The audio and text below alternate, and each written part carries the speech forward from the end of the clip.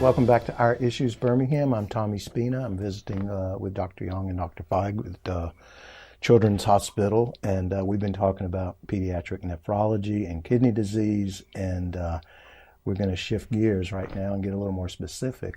How many cases are you working on currently at Children's?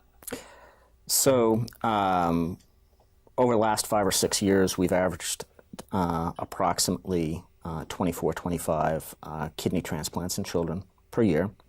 That makes us about the third or fourth largest provider for kidney transplants. The kids who need kidney transplants are frequently on dialysis prior to their transplant, and right now our dialysis unit, which is the only children's dialysis unit in the state, cares for about 30 kids who are on chronic dialysis. And go ahead. Oh no, that's a big point. It's these kids are so amazing. I walk through the dialysis unit. I oftentimes do the surgery to allow them to have dialysis, but they never complain. And unfortunately, some of them wait a long time, more than a year, 2 years, sometimes 3 years for a kidney. And if they don't have someone in their family that can give them a kidney, then they have to wait for someone to pass away. And that's why organ donation is so important, not only for adults, but especially for children. And that's why we always emphasize that people on your driver's license indicate that you're willing to be an organ donor. And one of the myths is that, well, if I'm an organ donor, they're not going to take care of me if I get injured. And that's a complete myth. The medical profession is dedicated to taking care of anyone who has an injury. And it's only if everything has been done that they subsequently say that this person is a potential organ donor. So it's extremely important that we have as many organ donors as possible to shorten the length of stay that the kids have to stay on dialysis. And how do we get organs besides from driver's license? How does that process work? So I'm a adolescent with a kidney problem and I need a kidney. Sure. So how do you get it? Well, if you have there's an education process.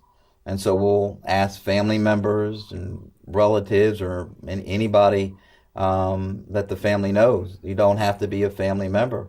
People who are unrelated can give kidneys as well. Neighbors, church members, anyone who knows that child, if they're suitable. Obviously, we can't take people who have medical problems themselves, but folks can come forward and they can be vetted to see if they can be able to be a donor.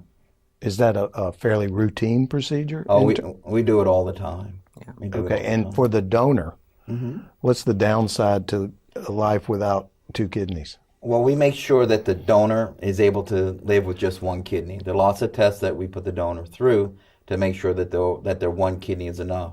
And what would you be looking for? Kidney function. The kidneys are extremely redundant, and so you can live with one kidney. And because it's so redundant, the kidney that is left over can compensate for that kidney that is lost. We just have to make sure that they fall within the parameters that we set to make sure that they can do that. And nowadays, they're able to take it out with the laparoscope with lots smaller incisions. In the past, we used to have to take them out through a long incision, and recovery was a month or more. Now we have folks getting back to work in 2 weeks often, and in the hospital for 2 or 3 days, where in the past it would be a week or more. So the process is a lot more streamlined and a lot less onerous on the donor than it was in the past. And if someone were wanting to, somebody out there that may be watching our show that wanted to be considered for a donation, how would that go about? Absolutely. We have an altruistic donor program where kind people just want to give a kidney, and they can give it to a child if they want. And they can call the Alabama Organ Center, but more often they call our transplant unit at UAB. And we have an entire process to put them through. Currently, we have a chain of people given to one another that's in close to the 70s now of the number of people that we've transplanted from one to another that wouldn't match, so we swap them among people. And so we've gotten out to nearly 70 transplants because of that. We have the longest living donor chain in the country. And children have been part of that chain as well. And we're the only one in the country, the only chain in the country that services kids. Wow. Yes. So the waiting period for a kidney on an average is what? For a child that needs a kidney? So it varies a little bit by age. and that an adolescent on the wait list will typically wait 12 to 14 months. A younger child it's closer to 7 to 9 months. And what's the youngest kidney transplant we've got going on down there? A year. Yeah, between year 12 old. and 14 months. 12, 14 months. Wow. Kids have to have blood vessels that are big enough to actually connect the new kidney to, or things don't go very well. So we... I need them big enough that I can put the kidney in. Because you got to get your. Well, or do you use the robotic method? No. I just use my your hands on. These are my robots. No, but These are my visual aids. there you are. But the kidneys in these small babies can be as big as their liver, and so we have to make sure that I have enough room that I can sew it in. Wow. So they have to be a certain weight and length.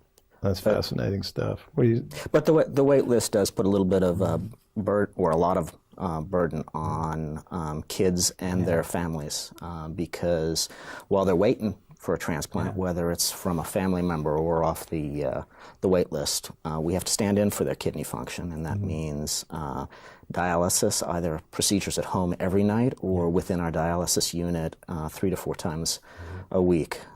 Kids are extremely limited in how much fluid they can drink and what kinds of things they can eat. Essentially, everything that tastes good because of the content of salt and potassium and phosphorus is off limits for kids on dialysis. And so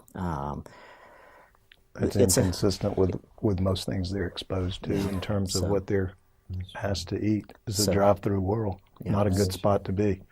So families go through a tremendous amount of hardship, and even some of our families who need to come into the dialysis unit from 150, 200 miles away, because we're the only unit in the state, they have to drive in 3 times a week for their children to receive life-sustaining therapy. I want to talk about the future of what you guys are doing down there in just a minute when we come back. This is Our Issues Birmingham. We'll be right back.